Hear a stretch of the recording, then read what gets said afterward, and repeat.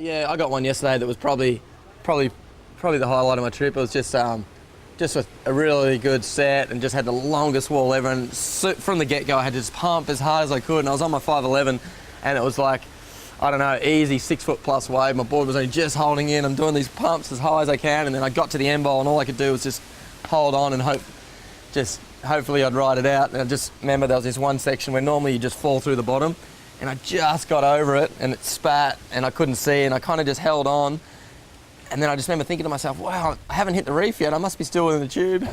And the thing kind of cleared up, and when I could see, another section took off, and I just kept going. And then, anyway, I got spat out, and I might have puffed my chest out a little. Didn't mean to, it just came naturally. Tash is always good, no matter what. It's always a pleasure to surf with that guy. Yeah, it's just good. It's good to see him off the tour and on a free surf trip. I don't think he gets many chances to do a trip like this, so I don't know, he was super stoked. Couldn't wipe the smile off his face.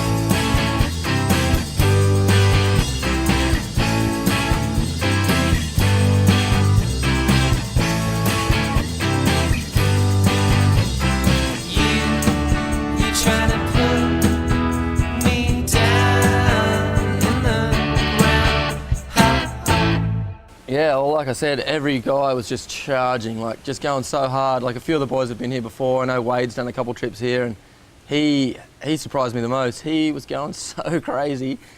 He got this one wave. Dusty Payne got a wave before him and got so piped. He was only on a 511. This wave was like 8 foot and just top to bottom, just dry reef, and he's standing in it on his 511. The thing looked that shaky, but he still just threaded it. And then Wade got this wave behind it, and it started off like just a little roll in, like kind of 4 or 5 foot, and then it just had this biggest west bowl on it, and the thing grew just double the size. and Wade was doing these wild pumps through it. He just looked like a wild man. He's going high and low and like dropping down ledges and then pumping again. And the thing just grew so big that he was just hanging on for his life. And me and Dusty were looking into it just with our jaws on the ground, just going, what? And he got so far in it. He was only on a shortboard too. And he ended up just getting blasted. Like he got as absolute as far as he could. And then he just got annihilated. And I was like, it was one of those ones where I was kind of worried about him, but I had to laugh because it was just so exciting.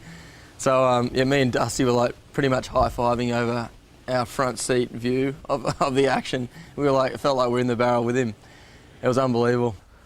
This wave I found different to any other barrel wave I've rode, where there's a certain point you can get so deep, and there's a way you can get above the foam ball in the end section, and if you get it perfectly, you can ride over the foam ball.